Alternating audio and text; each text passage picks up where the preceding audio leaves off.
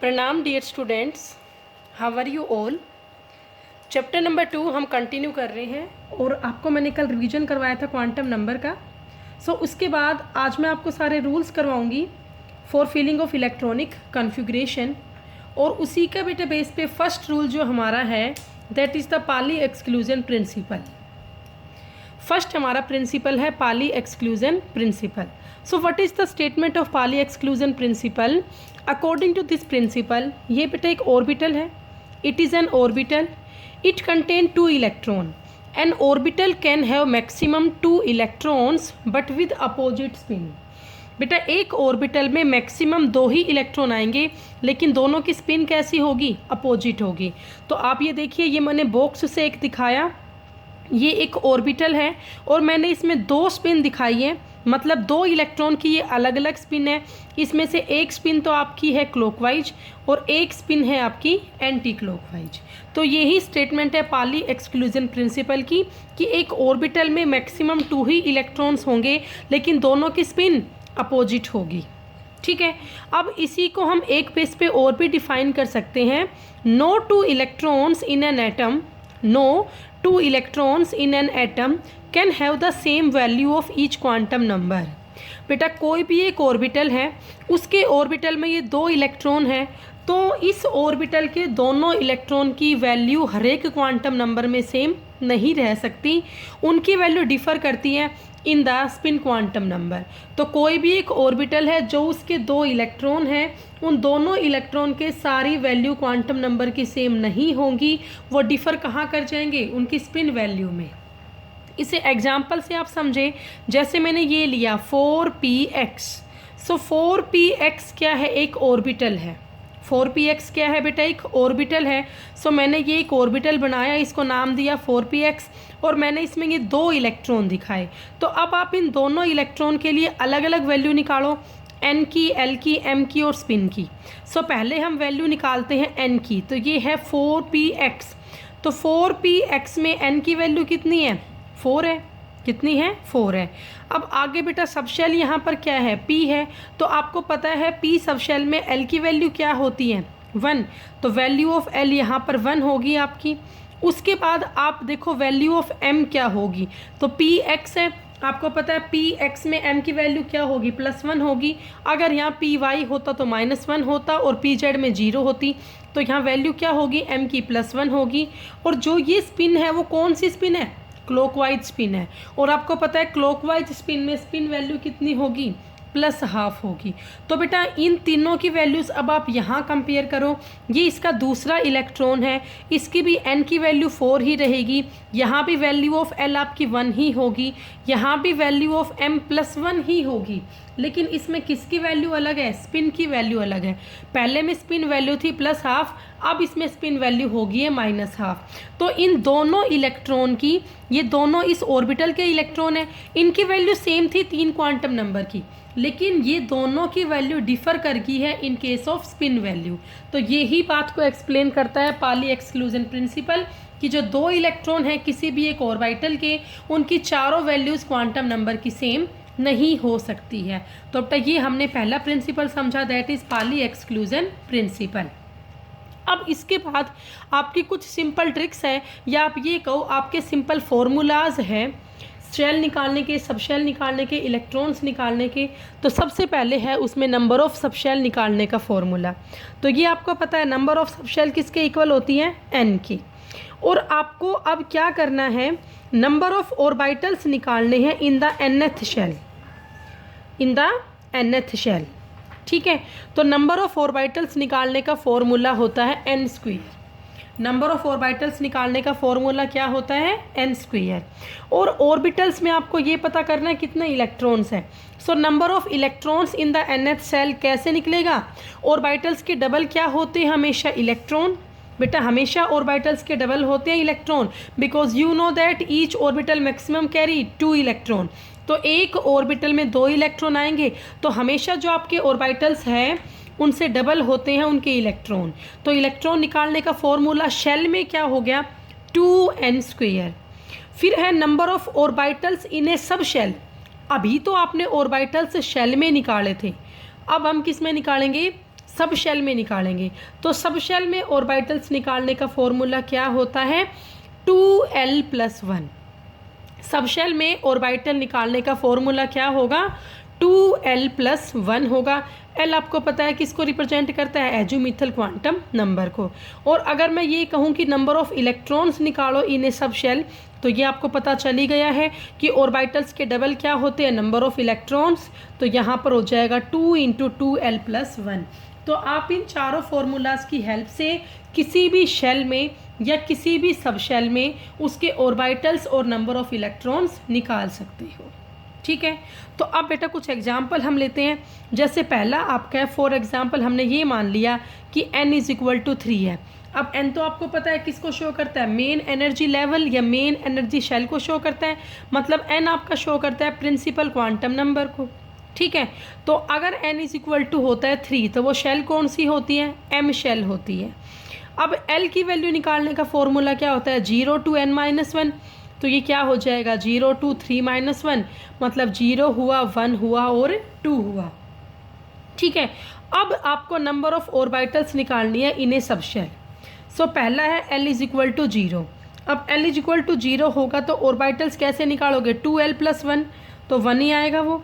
फिर l = 1 रखोगे तो 3 आएगा, और l = 2 आप रखोगे तो 5 आएगा। तो टोटल नंबर ऑफ ऑर्बिटल्स कितने आए सब शेल में। ठीक है, आपको m शेल जो है उसमें टोटल नंबर ऑफ ऑर्बिटल्स निकालने सब शेल में। तो वो कितने हुए बेटा, 9 हुए। 1 यहाँ पे, 3 यहाँ पे और 5 यहाँ पे। टोटल आपके 9 ऑर्बिटल्स हुए in a subshell. So total number of electrons कितने होंगे, आपको पता है 9 के डबल होंगे कितने, 18 इलेक्ट्रॉन आपका हो गया। ऐसे आपका नेक्स्ट एग्जाम्पल देखो, हमने यहाँ पे लिया 4f। अब 4f में जो आपकी n की वैल्यू है, n का मतलब प्रिंसिपल क्वांटम नंबर, तो 4f में n की वैल्यू कितनी है, 4 है। ठीक है, अब यहाँ पर l की वैल्यू आप निकालो, तो l की वैल्यू यहाँ पर क्या आएगी, वैसे तो 0, 1, 2, 3 चारों आएगी, लेकिन स्पेसिफिक है यहाँ पर तो f सब शेल, यहाँ तो स्पेसिफिक गिवन है बेटा क्या, f सब शेल। तो ये आपको पता है f सब शेल में l की वैल्यू क्या होती है, 3। In the f subshell value of l = 3। तो अब हमें इसमें ऑर्बिटल्स निकालने हैं सब शेल में। तो ऑर्बिटल्स निकालने का फॉर्मूला क्या है सब शेल में, 2l+1। यहाँ l की वैल्यू क्या है, 3 है, तो ये हो जाएगा 2 × 3+1। तो यहाँ कितने ऑर्बिटल्स आए बेटा, 6 और +1 7 ऑर्बिटल्स आए। तो आप ये कह सकते हो जो आपकी 4f सब शेल है, इट कंटेन 7 ऑर्बिटल्स। ठीक है, अब इसमें ऑर्बिटल्स है 7, तो इसमें इलेक्ट्रॉन कितने होंगे, उसके डबल होंगे। तो 7 × 2 कितना हो गया, 14 इलेक्ट्रॉन हो गया। लेकिन बेटा यहाँ तो स्पेसिफिक 4f दिया हुआ था, अगर सिर्फ n = 4 आता ना तो आंसर कुछ और ही होता। जैसे सेकंड एग्जांपल देखो, n = 4 है यहाँ पे सिर्फ, तो इस बार l की वैल्यू सारी होती, 0 भी, 1 भी, 2 भी और 3 भी। तो आपको पता है वैल्यू ऑफ l = 0 होगा तो 1 ऑर्बिटल आएगा, l = 1 होगा तो 3 ऑर्बिटल्स आएंगे, l = 2 होगा तो ऊपर था ना ये ऐसे ही सेम 5 ऑर्बिटल्स आएंगे, और l = 3 होगा तो 7 ऑर्बिटल्स आएंगे। क्योंकि बेटा l = 0 आपका हो गया s सब शेल के लिए, l = 1 हो गया p में, l = 2 हो गया d के लिए, और l = 3 आपका हो गया f के लिए। तो टोटल यहाँ पे आपके 4 ऑर्बिटल्स आए अलग अलग सब शेल्स के लिए। अब सारों को हम जोड़ते हैं तो कितना हुआ, 7 + 5 + 3 + 1 इट इज़ इक्वल टू 16। तो टोटल ऑर्बिटल्स कितने होंगे जब n = 4 होगा, 16 होंगे।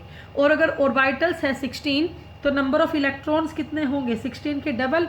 16 के डबल कितना इलेक्ट्रॉन्स हो जाएंगे, 32 इलेक्ट्रॉन्स होंगे। अब बेटा इसके बाद नेक्स्ट आपका टॉपिक शुरू होता है, और नेक्स्ट टॉपिक है shapes of atomic orbital. Shapes of atomic orbital कि क्या क्या शेप होती है एटॉमिक ऑर्बिटल की। अगर आपको ध्यान हो तो ये लिमिटेशन थी बोर्स मॉडल ऑफ एटम की कि इसने कहीं भी शेप ऑफ ऑर्बिटल्स की, शेप ऑफ मॉलिक्यूल्स की बात नहीं की थी। तो अब उस लिमिटेशन को हम यहाँ पे दूर करेंगे, और अब टॉपिक हम पढ़ेंगे शेप ऑफ एटॉमिक ऑर्बिटल्स का। तो सबसे पहले बेटा ऑर्बिटल्स होता क्या है, आपको पहले भी पढ़ाया था, जो आपका 3 डायमेंशनल रीजन होता है स्पेस में इन an atom, the 3D region of space in an atom where the probability of finding the electron is maximum। बेटा किसी भी एटम में वो 3 डायमेंशनल रीजन, वो 3D स्पेस जहाँ पर इलेक्ट्रॉन के मिलने के चांसेस मैक्सिमम होते हैं।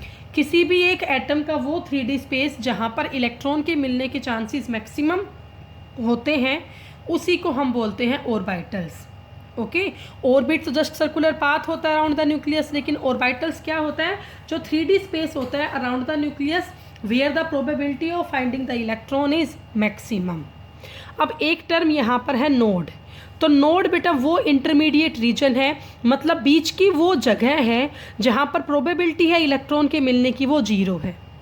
किसी भी एटम का वो स्पेस जहाँ पर इलेक्ट्रॉन के चांसेस बिल्कुल नील है, जहाँ पर इलेक्ट्रॉन के मिलने के चांसेस बिल्कुल नील है, उस जगह को हम बोलते हैं नोड।